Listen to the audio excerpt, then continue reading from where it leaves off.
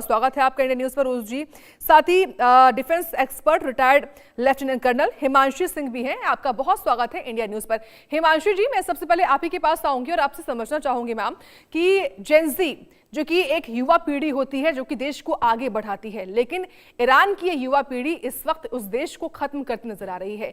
इसकी बड़ी वजह ही आपने क्या देखी और अभी जो हो रहा है वो कितनी बड़ी चिंता है खामेनेई के लिए?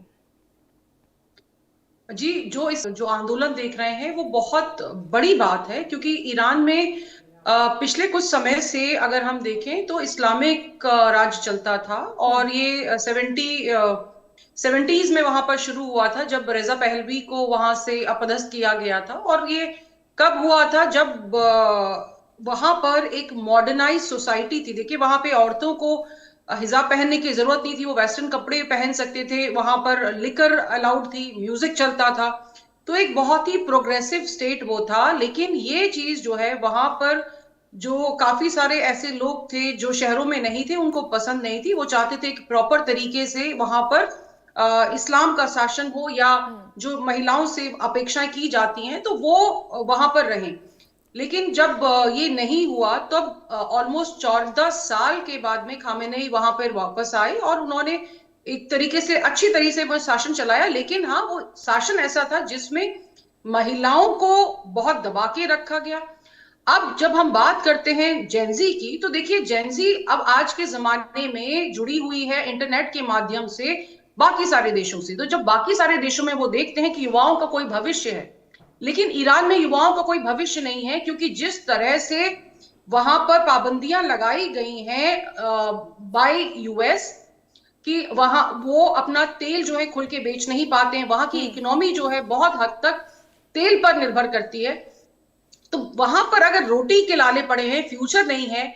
दूसरा, एक वहां पे महासा अमीनी का एक 2022 में एक इफेक्ट आया है कि जब वो आंदोलन कर रही थी तो उनकी आवाज को और लगभग 600 महिलाओं की आवाज को गोलियों से दबा दिया गया था। तो इस तरह की चीजें जब युवा देखते हैं और देखते हैं कि बिकॉज ऑफ द पॉलिटिकल जो हमारा सिस्टम है, उसकी वजह से हमारे देश में पैसा नहीं आ रहा है, अर्थव्यवस्था डूब रही है, रोटियां नहीं है खाने को, तो घुटन होती है। और हर कोई भविष्य चाहता है। देखिए, 80 साल पुराना कोई व्यक्ति अगर अपने हिसाब से सत्ता चला रहा है और युवाओं का कोई भविष्य नहीं है, तो बहुत जरूरी है कि वो अपने हकों की मांग करेंगे। मामला सिर्फ महंगाई और बेरोजगारी का नहीं है। बात यह है कि अब लोगों की आंखें खुल रही हैं और वो चाह रहे हैं कि कहीं ना कहीं हमारी बात सुनी जाए। इसमें एक और चीज जो बहुत महत्वपूर्ण है, वो है इजराइल ने जो अभी ऑपरेशन राइजिंग लाइन किया था, तो उन्होंने भी, आपने देखा होगा, नेतन्याहू ने सीधी बात की थी वहां के लोगों से। उन्होंने वहां की सत्ता से कोई बात नहीं की थी। तो ईरान के लोगों को कहीं ना कहीं ये भरोसा है कि अगर ईरान पर कोई हमला कर सकता है और हमें बचा सकता है, तो एक भरोसे का भी उन पर बहुत बड़ा इसमें एक रोल है। तो मुझे लगता है कि ये जो जन आंदोलन है, ये इतनी आसानी से हल होने वाला नहीं है। लेकिन अगर खामेनेई हट जाते हैं तो उसके बाद क्या, वो भी एक बड़ी बात है। बिल्कुल, जी, यानी कि कुल मिलाकर जो पकड़ है खामेनेई की, वो इस वक्त जनता पर उनकी कमजोर होती जा रही है। और आपने जो एक बात कही कि उम्र, जो उनकी उम्र है, क्योंकि 86 साल के इस वक्त हैं खामेनेई, और ये एक बड़ी वजह है। उरूज खान जी, मैं आपके पास आना चाहूंगी। आप क्या देखते हैं? क्योंकि अगर देखा जाए दुनिया भर में इस वक्त छोटी बड़ी जंगें हर जगह हैं, और मोटे तौर पर देखूं तो अमेरिका वर्सेस हो रखा है, यानी कि अमेरिका खिलाफ है और बाकी देश जो है वो कहीं कहीं एक साथ होते नजर आ रहे हैं। लेकिन ईरान के केस में क्या? देखिए, बात अगर हम करें जब ईरान की, तो हमें ईरान की हिस्ट्री में हिमांशी मैम जैसे कि गई, बहुत अच्छा लगा है हिस्ट्री इनको जो पता थी ईरान की और जो है अभी मौजूदा हालात। तो मैंने आज से तकरीबन 6-7 महीने पहले भी ये बात डिबेट में रखी थी और ये बात कही थी, और वही चीज़ हुई कि ईरान में प्रोटेस्ट होंगे। देखिए, जेनजी कहे या फिर कोई एक नया टर्म दे दे, तो ये स्टूडेंट्स कहें हम खुल करके, तो ज़्यादा बेहतर होगा इनको। स्टूडेंट्स होते हैं, देखिए, जो प्रोटेस्ट के लिए आगे आते हैं। और देखिए, एक बात हमें भूलना नहीं चाहिए कि अमेरिका की इंटेलिजेंस जो होती है ना, और जो मौजूदा हालात अभी चल रहे हैं, ये लोग यूनिवर्सिटीज को जिस मुल्क में भी अगर इंतशार पैदा करना है किसी भी मुल्क में, तो ये लोग यूनिवर्सिटीज को टारगेट करते हैं, स्टूडेंट्स को बाहर निकलवाते हैं और उसके बाद उनसे प्रोटेस्ट करवाते हैं। ठीक है। और ये वहां पर अपने जो लोकल स्पाई जो फिट कर रखे हैं ना इन्होंने, छोटे छोटे नटबोल्ट, ये काम को अंजाम देते हैं ये वो लोग। ठीक है। तो हमने पहले भी ये बात कही थी, जिस वक्त इस्फहान, नेतांज और उस पर फर्दों पर जिस वक्त हमला हुआ था, उस वक्त भी मैंने ये बात कही थी कि आने वाले समय में, ठीक यानी है, कि 6 महीने के अंदर अंदर ईरान में बड़े प्रोटेस्ट होंगे। ठीक है। उरूज जी मैं और आऊंगी आपके पास, हिमांशु जी मैं आऊंगी आपके पास, आप प्लीज बने रहें क्योंकि अभी कुछ महत्वपूर्ण जानकारियां हैं जो कि ग्राफिक्स के माध्यम से एक बार अपने व्यूअर्स को बता देते हैं। किस तरीके से जेनजी जो इस वक्त जेनजी के कब्जे में इस वक्त ईरान है, उसकी बगावत हुई क्यों वो आप समझिए।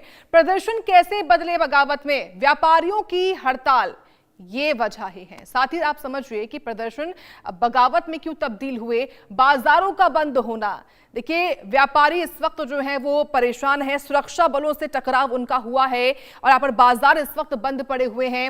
साथ ही साथ आपको बताते हैं कि बगावत के जो सुर हैं वो इस वक्त वहां के जनता में, वहां की आवाम में क्यों है। सुरक्षा बलों से टकराव होना ये एक महत्वपूर्ण वजह है जो इस वक्त दिखाई पड़ती है, जो बगावत हालात बने हुए हैं। साथ ही छात्र आंदोलन में सबसे आगे हैं, ये भी बड़े वजह, लगातार हम बात भी कर रहे हैं जेनजी की। और उरूज जी अपनी बात पूरी करिए, और जिन बातों के बारे में हम यहाँ पर जिक्र कर रहे हैं, जो बड़ी वजहें हैं, जो बगावती सुर हैं वहां के लोगों में, उसकी जो वजहें हैं उस पर आप क्या कहेंगे उरूज जी।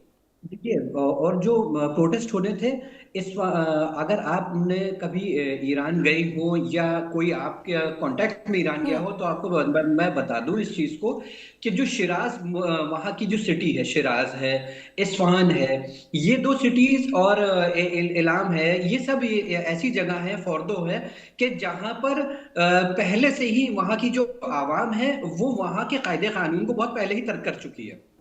अब एक ट्रेडिशन उनका रह गया है कि खाली सर पर हिजाब, अभी इन्होंने बताया मैम ने, हिमांशी मैम ने, तो इस चीज को मैं और क्लियर कर देता हूं बारीकी तौर से कि सर पर हिजाब ही खाली उनका एक ट्रेडिशन रह गया है। बाकी वो सारी चीजें करते हैं, म्यूजिक भी करते हैं, वो वहां थिएटर्स भी चलते हैं, वहां नाच गाना भी होता है, सभी चीज नॉर्मल है वहां पर, बहुत ज्यादा।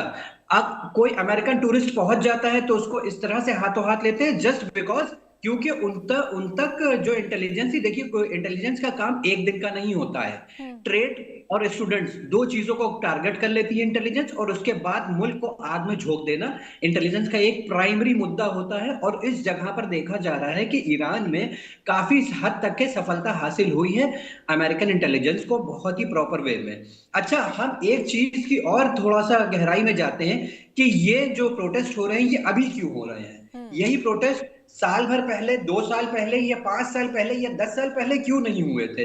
क्या स्मार्टफोन अभी आया है? क्या इंटरनेट अभी आया है? क्या ये फेसबुक, इंस्टाग्राम की रील्स जो हुए वो अभी पॉपुलर हुई हैं? इससे पहले क्या पॉपुलर नहीं हुई थी? सारी चीजें थी, सारी फैसिलिटीज थी। देखिए, वेनेजुएला पे हमला करना, पहले हम रशिया और चाइना को, अमेरिका ने सोचा कि पहले रशिया और चाइना को वेनेजुएला में हम फंसा दें, ठीक है, वेनेजुएला पे अटैक करके, और उसके बाद ईरान इस तरह से कमजोर पड़ जाएगा। ईरान इस वक्त मदद मांगेगा तो भी किससे? और क्योंकि रशिया, चाइना ने एक तरफ तो अपनी पूरी आर्मी लगा रखी है वहां से सारी ऑयल को प्रॉपर वे में लाने के लिए अपने मुल्क तक, और रशिया लगा हुआ है अपनी बीच बचाव में लगा हुआ है, ठीक है। और दूसरी तरफ ईरान अगर किसी से मदद मांगेगा तो किससे मदद मांगेगा? ऐसे हालातों में ईरान कमजोर पड़ जाएगा। और वहां के जब जो ये स्टूडेंट्स हैं, वो स्टूडेंट जब सड़क पर आएंगे तो जाहिर सी बात है ट्रेड हिट होगा। जब ट्रेड हिट होगा तो जाहिर सी बात है आवाम परेशान होगी। आवाम परेशान होगी तो एक ग्लोबल मैसेज जाएगा, और ग्लोबल मैसेज जाने के बाद सामने का तख्ता पलट करने में आप कह रहे हैं उरूज जी की टाइमलाइन। हिमांशु जी मैं आऊंगी आपके पास, और आप क्या इत्तेफाक रखती हैं उरूज जी की बात से? जो प्रोटेस्ट हो रहा है उसकी टाइमलाइन क्या समझती हैं आप? जी बिल्कुल, मैं इनकी बात से इत्तेफाक रखती हूँ। देखिए, ये जो है ना एक बड़े गेम का हिस्सा है। अमेरिका नहीं चाहता है कि ईरान खत्म हो, लेकिन वो ये चाहता है कि वहां पर जो सत्ता है उसमें बदलाव आए, और बदलाव अंदर से आए। क्योंकि अगर इनको खामेनेई को खत्म करना होता, या इनको उस समय कुछ करना हो, तो ऑपरेशन राइजिंग लाइन के समय या ऑपरेशन मिडनाइट हैमर के दौरान ये कर सकते थे। लेकिन ये चाह रहे हैं कि पूरे विश्व में एक मैसेज आए कि जो ईरान है वो इंटरनल हालात की वजह से कोलैप्स कर रहा है। और जो उनके, देखिए, पेशकिया साहब का भी जो मैसेज आया था, उन्होंने एक चीज बहुत बड़ी एक्सेप्ट की है कि हमारी जो पॉलिसीज रही हैं उसकी वजह से हमारे देश में ये हालात हैं, which is a very big thing. क्योंकि वहां पर सिर्फ खाने के लिए, महंगाई के लिए और फ्यूचर के लिए नहीं लड़ाइयां चल रही हैं, तेहरान पर पानी का भी संकट आ गया है। देखिए, जब एक कंट्री यूरेनियम में पानी डालती है यूरेनियम रिच करने के लिए, अपने न्यूक्लियर पावर बढ़ाने के लिए, और वहीं दूसरी तरफ आम जनता को पानी नहीं मिलता है, तो ये चीजें सुलगती हैं। इसके अलावा एक और चीज है वहां पर कि वो देखते हैं कि हमारा पैसा तो लेबनान और गाजा में जा रहा है, हमास को दिया जा रहा है, हिजबुल्लाह को हम मजबूत कर रहे हैं, तो ये भी एक बड़ा एक रीजन होता है। और एक और चीज होती है, जब वो देखते हैं कि जो हमारे बड़े नेता हैं या जो भी मौलवी साहब हैं वो बाहर कंट्रीज में अपना पैसा लगा रहे हैं, उसके अलावा अंदर भी जब वो घूमते हैं तो उनकी जो जीवन यापन की जो शैली होती है वो थोड़ी सी महंगाई बड़ी भरी होती है, तो आम जनता इससे भी त्रस्त होती है। तो बहुत सारे फैक्टर्स हैं, लेकिन इसमें जो सबसे बड़ी जो हमारी देखने वाली बात है वो ये है कि क्या अगर अमेरिका ईरान को खत्म करना चाहता है तो क्या ये अमेरिका के फायदे में होगा? देखिए, इससे सबसे बड़ा फायदा होगा नेतन्याहू को, वो मजबूत हो जाएंगे, फिर सऊदी मजबूत होगा, क्योंकि अगर ईरान मिडिल ईस्ट में एक बहुत बड़ी बैलेंसिंग पावर है और वहां पर सत्ता परिवर्तन होता है, मेरे को पैनलिस्ट मुझसे एग्री करेंगे, तो मिडिल ईस्ट में इसके बाद स्थिति भयानक होगी। बिल्कुल। तो हिमांशु जी, मैं आऊंगी आपके पास क्योंकि इस वक्त जेंजी ने कहां पर इस वक्त अपना कब्जा किया हुआ है ईरान में, एक बार वो हम देख लेते हैं ग्राफिक्स के माध्यम से, किस तरीके से कहां जेंजी का कब्जा है। इसमें देखिए इलाम प्रांत है जहां पर कब्जा है, कैरामान शाह ये भी एक प्रांत है जहां पर जेंजी ने इस वक्त कब्जा किया हुआ है। इसके अलावा शिराज में भी जेंजी की ओर से कब्जा हो रखा है। देखिए 3 प्रांत तो बताए हमने आपको, साथ ही इस्फहान में भी इस वक्त जेंजी का कब्जा दिखाई पड़ता है। बताएं आपको इस्फहान हुआ या अलग अलग जो हिस्से क्यों ना हुए ईरान के, और यहाँ पर जो है इस वक्त जेंजी का कब्जा जो है वो दिखाई पड़ता है। ये तमाम वो अलग अलग हिस्से हैं ईरान के जहां इस वक्त जेंजी यानी कि जो युवा पीढ़ी है वो दिखाई पड़ रही है और उनकी ओर से यहाँ पर जगह जगह कब्जा किया हुआ है। साथ ही देखिए किस तरीके से ईरान आज एक निर्णायक मोड़ पर खड़ा हुआ है। जेंजी की यह पीढ़ी सिर्फ विरोध नहीं बदलाव चाहती है, सत्ता का डर टूट चुका है और सड़कों पर हौसले जो है वो उतर आए हैं। खामेनेई शासन जितनी सख्त दिखा रहा है उतनी ही तेज आग भड़क रही है। दुनिया की निगाहें ईरान पर टिकी हैं। सवाल ये कि क्या यह आंदोलन दबा दिया जाएगा या यही आंदोलन इतिहास बदल जाएगा। ईरान की सड़कों पर आज जो दिख रहा है वो सिर्फ विरोध नहीं, एक नए दौर की आहट है और यही वो देखिए सवाल हैं जो आज हम पूछ भी रहे हैं।